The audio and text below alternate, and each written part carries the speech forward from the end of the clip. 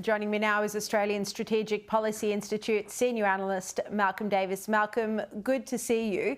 The Chinese president has just arrived in Moscow for a 4-day visit. What can we expect? Well, look, the Chinese president is in Moscow for the Victory Day celebrations on May 9th, which is celebrating the victory of the Red Army against Nazi Germany in the Second World War. I think that what you will see is a summit between Xi and Putin to discuss the axis of authoritarian states, which was formed essentially literally a day or so before Putin launched his invasion of Ukraine in 2022.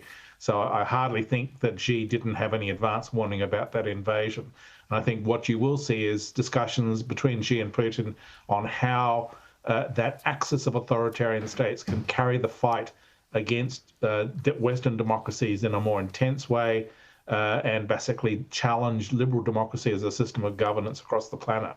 The Prime Minister, our Prime Minister, has confirmed he's going to travel to Indonesia next week, meeting with President Prabowo Subianto. How important is this relationship to Australia? What do you think they're going to discuss? Is it more of a photo opportunity, or will there be anything of substance?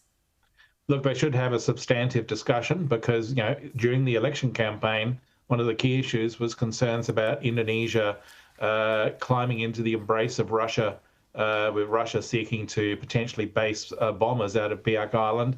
I think if Albanese does not bring that up, if Albanese does not discuss with Indonesia, trying to avoid Indonesia drifting into the embrace not only of Russia, but also China, then it would be a missed opportunity. We cannot allow that situation to emerge. So in addition to trade and joint investment in resources and those sort of things, defence and security has to be on that agenda. And I'm sure there'll be a lot of questions from the media about whether he does seek assurances from Indonesia that they won't be allowing Russia to base any sort of military equipment there at all. We're just about out of time, but also, noting that Albanese is going to travel to Washington next month to meet with Trump. How do you think that's going to go? 20 seconds.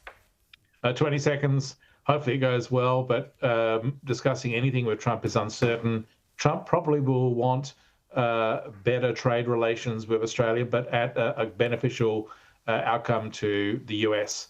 So we have to be prepared to bargain hard, and that's not going to be easy. All right. Thank you so much, Malcolm Davis.